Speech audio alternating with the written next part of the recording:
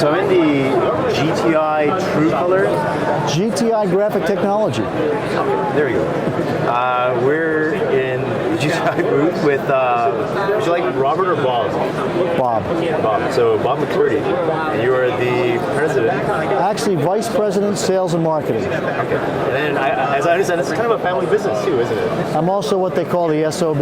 That's the son of the boss. Okay, I've never heard that before. That's cool. So I guess what you guys do, you do, I guess, proofing booths. Lighting for color control and image reproduction quality evaluation. So the people that use this product family include photographers, advertising agencies, publishers, corporations who buy a lot of, say, marketing projects. And it allows you to make critical color judgments and color evaluations under a constant standard, which has been established by the ISO Standards Committee, to allow worldwide communication of color without worrying that when I look at a print in Asia, I see it completely different than I would if I was in the United States or if I was in Europe. Right. So this ISO standard is well known, well used, and proven to help the world communicate color between long distances and allow the image processing industry, the photographic industry, to produce better, more accurate consistency, which makes customers happier. Now, as I understand it, you're not the only company that produces these kinds of products. I mean, We're not? Well, X-ray. Wait! Oh! We've had this conversation before. There are other companies that, fortunately, there should be other companies that do this. Naturally, we think that we bring sort of some key ingredients to the party, namely our control of the spectral power distribution of our light source.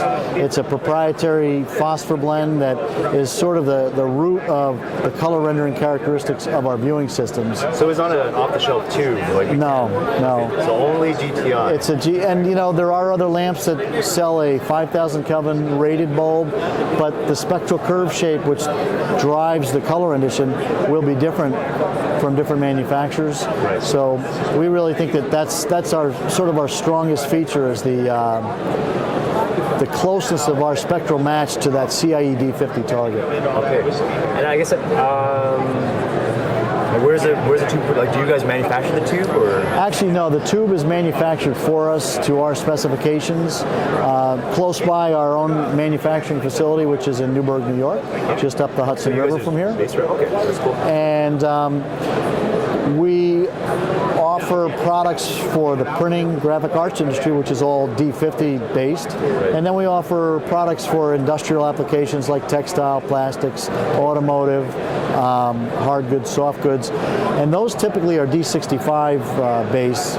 So we end up having about a dozen different lamps, maybe half a dozen D50 in different wattages and different lengths, and half a dozen D65s in different wattages and different lengths. You're all using your proprietary blend of... Yeah, each one is a proprietary blend. D50 is one and D65 is the other. I guess I was speaking with Nick, who decided to disappear today. So I guess I'm going to have to ask you like some pseudo-engineering type questions. Do you have any spectrograph measurements from these lights comparing some other tubes? We do. Now I've ruined this one because what I did was, again, that line right there, that is the CIE D50 spectral curve shape that's published in the ISO standard, and it represents a balanced, full spectrum, kind of neutral daylight light source with a color temperature of 5,000 Kelvin. One of the overriding philosophies is you would like to match that spectral power distribution as closely as you can. That blue curve is the GTI spectral power distribution. That kind of salmon colored curve is the spectral power distribution of a competitor that we know, who has very nice ratings in terms of color rendering index and such. But when you look at how closely you're approximating that curve, we don't think that it's as good to go way up high and then come back down and then go way up. To confuse the issue, that little black line right there, I just drew onto there because that's what today's white LED looks like. So while your eye may make it appear white, it's actually got a spike and then a big hump. So in our opinion, LEDs are not quite ready for sort of critical color viewing applications. They're getting there, but they're not there right now. Right. What about, I think, what are they, like they're blue or white LED excited phosphor disc thing? Right. Well, you can blend LEDs to try to create a custom spectral curve shape. The problem is LEDs are very temperature sensitive, so each one has a different kind of temperature degradation curve. So keeping that consistent is really tricky. Over the lifetime of it. Yeah, exactly. So, and then there's the cost. Even though LEDs are cheap, LEDs that can get close to that curve are very expensive. So the economic story is not, it's not a positive story, it's a negative one. It's sort of, you can spend the money because that sounds nice to have an LED, but doing the job that you need to have done, it's a more expensive way to kind of get the same results. I guess back to that topic of CRI too. So how are some of these other manufacturers with, like I guess with spectral curves that kind of look like that pink one over here? Like how are they achieving such high CRI numbers?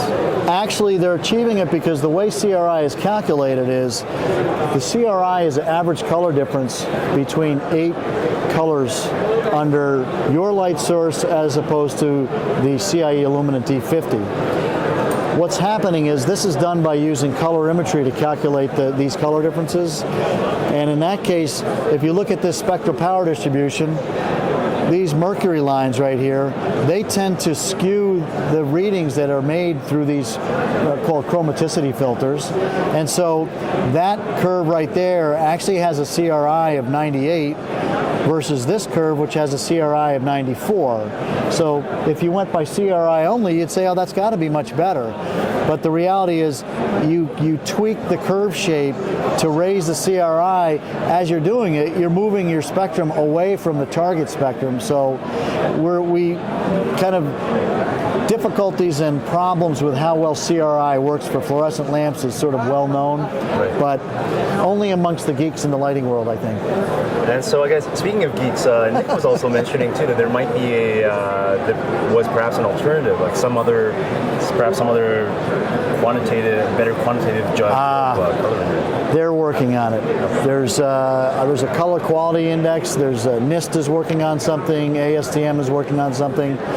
At the moment, there's nothing sort of waiting in the wings that's ready to come out and start being used.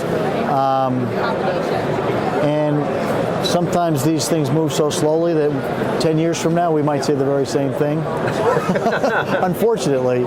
But the thing is, it'd be nice to have a single number that you could use that you could trust as a great way to rate one light source versus another. But the problem is, right now for lighting there isn't. And when you compare two different technologies like fluorescent and LED, CRI gives you completely contradictory data. For instance, LEDs don't get very good CRIs.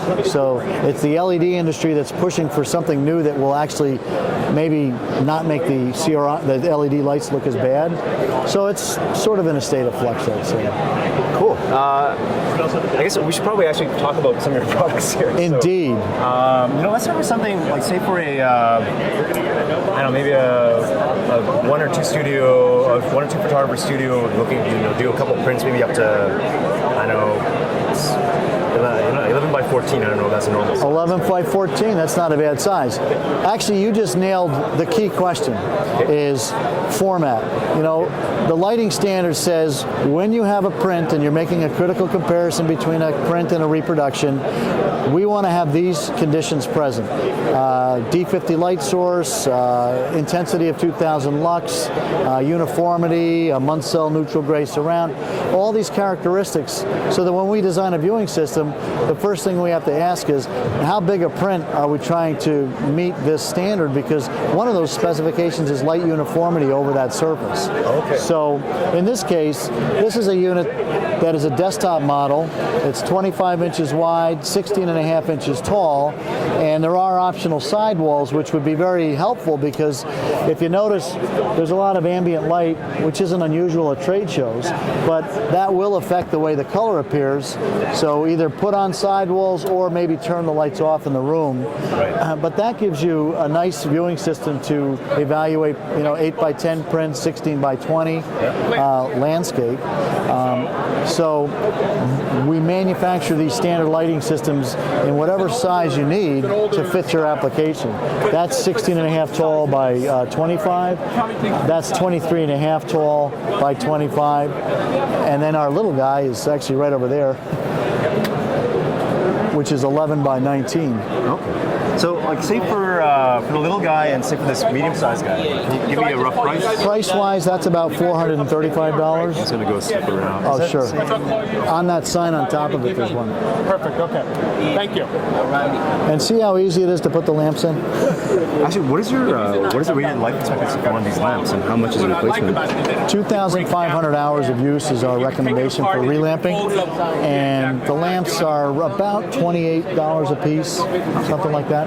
Very reasonable. How much is this one? This one is $610. Okay. So that one's $435. That's $610. So the first question is, how big is the artwork? Right. Because and typically you want space for one, but more likely two of each piece, so that you can make comparisons. If you do a change, you want to see how much change took place. Did you move it enough? Did you move it too far? Now, all these are single light source only, or these are all single light source. We do make a multi-light source. For example, that booth over there. Okay. I don't know. Let's just stick with these ones for now. Okay. We'll talk about it in a second, but so I guess you have the option though to use other tubes, though, right? You can, and we actually make a version of this that's got 4 light sources in it for a color matching application. We've made these with 2 sources, but it gets a little tricky because you're trying to get the 2000 lux, you're trying to get the uniformity, and if you notice, you've got a limited number of lamps and reflector space. And if you want to add sources, you've got a small area you can, and it's going to impact the uniformity of light on the surface. So there's a cost to gaining a source. Right. So you kind of have to weigh the benefit and the cost. But I guess back to the topic of deep lighting. I don't know how often, say a photographer, like offering a consumer product is going to be dealing with D50 lighting, right? Like most of them are going to be dealing with either house lighting or store lighting. Yeah. There's the philosophy behind the standard is this. When you're working with color and you're talking to your clients about color and you're evaluating color, the best scenario is to have a light source that shows you every detail that's in front of you. So for example, you're doing a job for Ferrari. The red happens to be kind of an important color. Yep. You need a light source that's got a lot of energy in the red to see whether you've done a good job matching. The next day you're shooting for maybe IBM.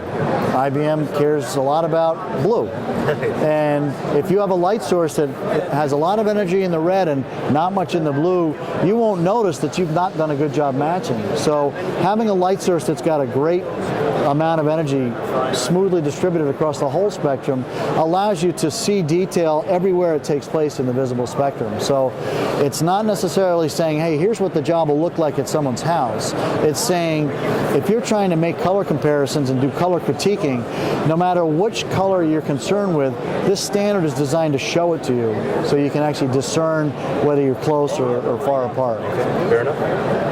It does also happen to simulate outside daylight. So if you said, hey, will anybody ever go outside with this? If the answer is yes, then matching it in a D50 booth is in a way simulating what they'll see when they go outside. On the daylight, the spectrum might be similar, but I thought the white point would be very different, much colder than D50. Actually, yes. It depends on time of day, weather conditions, altitude.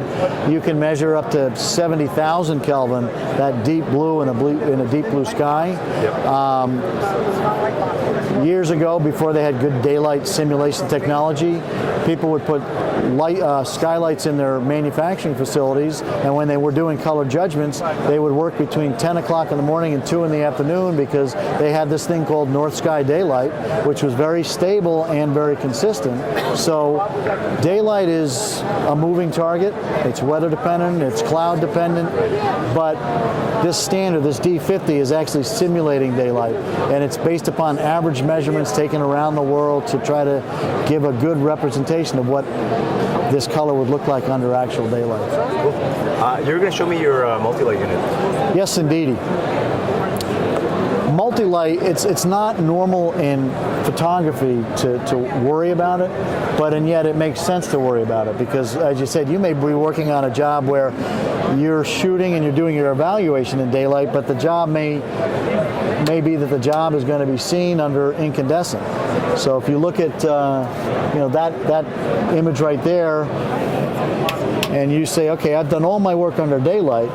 One thing you don't want to do is perfect the appearance of the print under daylight unless the client has said, hey, this is going in daylight and that's where we want it to have a certain look. Right. The reason being that you may be wanting a nice warm kind of red lip appearance, or maybe the fish wants to look nice and orange, but under daylight it won't appear sort of highly saturated in red because the light source has it in greater balance. So this is really more of a tool for people doing formulation and color matches, or if they're aesthetically deciding, where would they want to see something. I see. That's called a mini matcher. The real thing in terms of multi-light source is this new product. Okay. We call this the simultaneous color viewer. And what it does is it informs you about the color you've got instantaneously in 4 different lighting environments. And so what happens is if somebody comes and says, you know what, our corporate color is orange. I'd like you to match this as closely as possible. And you say, I can do that. However, it would help if you could tell me if you're after that particular shade of orange in a particular lighting environment, because the color you just gave me moves dramatically. And so this actually informs the client that they should be thinking, where is this artwork going to go? Where's this ad going to be seen? What do I want the client to see when they look at it? And if they think about that in advance, they can avoid unhappiness at a later stage because they are going to make some decisions and be aware of what's going to happen to those colors before the job gets run and the cost is incurred. Cool. Like, I guess we've seen multi-light boxes like those before, like from other manufacturers, but does anyone else have a product like this simultaneous viewer yet? They do not. This is brand new. It is patented. And it's also really neat because if supposing you're in the fashion world and you're matching, textile material to a plastic trim piece, which have different reflectance characteristics, you can put them in here and immediately see whether that nice harmonious color combination that you think looks so good will look good when somebody walks home with it, or if somebody's in an office at work and all of a sudden what looked like a nice complementary pair of colors moves to something that's not so pretty. So it's kind of a neat visual tool that's giving you information about color appearance and a color match and how well it travels through life. Yeah, interesting. So very interesting applications then for designers. Yeah, exactly. Designers. Okay, excellent. And I guess what if someone needed had a thicker substrate that they needed to test? Can we just adjust the? Actually, you can. This is a spring-loaded base, so you could put in carpet samples or pieces of wood stains. It's a brand new product that is really kind of neat. It's like putting on special glasses that show you the future of that color. I guess when will we be able to buy this and how much is it going to be? $1,345 and yesterday. Okay, so now it's available. Exactly. Fantastic. Yeah. And actually, how much was this the multi-light? The multi-light is $870, and it typically has 3 sources: daylight, incandescent or home light, and cool white fluorescent. And it's a neat tool. It really is. It's the same thing. It's telling you what colors will appear like, but it's doing it sequentially as you change the lights. And when you do that, your eyes color vision adjusts, so you lose that instant comparison. Whereas the SCV, you get to actually do the side-by-side comparison of daylight inside.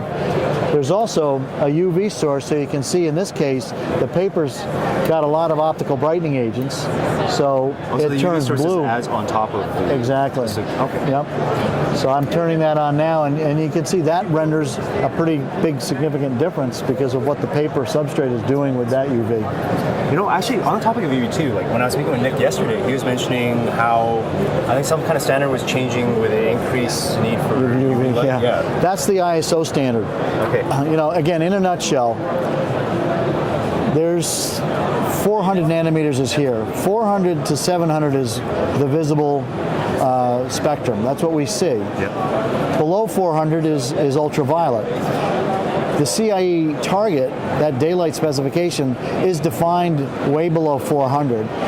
The change to the standard has to do with the requirement that if you want to meet the standard, this ISO 3664-2009, we needed to get closer to that UV target than we had been before. And the result was ourselves and everybody else in the industry had to increase the amount of UV energy in their lamp in order to meet those new tolerances. Oh, interesting. Now, how do you know if your GTI lamp meets that new standard or not? Actually, yeah, that was going to be a question. Here is the answer. If you look right here, on our lamp, there's a 3-letter logo, or 3-letter code right near the logo. That one says KUE. If that code ends in the letter E, then you are dealing with the latest and the greatest, the ISO 3664-2009 certified lamps. If it ends in X, or there is no third letter, then you are using a prior phosphor coating and will not have that same UV energy that today's standard is calling for. I see. Cool. So, anything else you want to show me? I think. Oh yes, this guy. yes. With your own. Yeah. Go ahead. Yes. The new SoftView is our most premier desktop viewing system for soft-proof comparisons. That is a comparison between a hard copy print and an accurate color monitor. One of the key ingredients of the device is the ability to accurately adjust the light level to repeat itself, very consistent, and to dial it into the luminance level that your monitor produces. This unit has a very unique feature made possible by this light sensor, and what it is I press the menu button, I see a match monitor function, I press start, and I simply take the light sensor, I hold it up against the monitor, paper white. This SCV is doing a good job of mimicking my monitor. It starts measuring it, it sends the data wirelessly over to the light box, and then when it's finished, it tells you what the level of the monitor is. In this case, it's 100 because I'm not dealing with an actual monitor. You press enter and it just matches it. Okay, so it's just sets all the brightnesses like that. Okay. Exactly. I guess I normally had something. I remember seeing it at Photoplus 2008, I think. Yeah, actually, the device they've got makes use of your calibration system, which would be maybe your monitor calibrator, like your i1 Pro or your i1 display or your data color spider, and you plug a USB cable into your computer, and the software in the computer will adjust the light level of your light box. That's what our competitors have. And most designers will probably already have a puck like that. They probably have that puck. So the problem is that puck, when you try to put it into an illumination geometry like this, it's very, very directional. So it was very difficult to get the same reading 2 times in a row with that, which basically means it's hard to get consistency in the process. We designed this light sensor so that it could measure the luminance on the viewer very consistently, because it's easy to place in one spot and it will stay in that position, and it collects that light from the top and the bottom, so it gives us a very, very consistent idea of what intensity we are getting at what light level, and then it makes that matching of the monitor very consistent, very accurate, and very fast. Now, do you think, like, say for a photographer, for any user that would not pick up a SoftView, would there still be an application for this sensor? There would be. We're working on how that would work. Okay. There is definitely an application, but it's not. It's still call it in the skunk works. Fair enough. I guess how much is this whole setup with the sensor? With the sensor, it's about $2,600. And then it'll handle a print up to about how big? That is 25 inches wide, 19 inches tall. If you do have oversized prints, you can take the sidewalls off so you can extend out. Of course, the light stops there. Right. Okay, cool. All right, Bob. Long interview, but thank you. Thank you.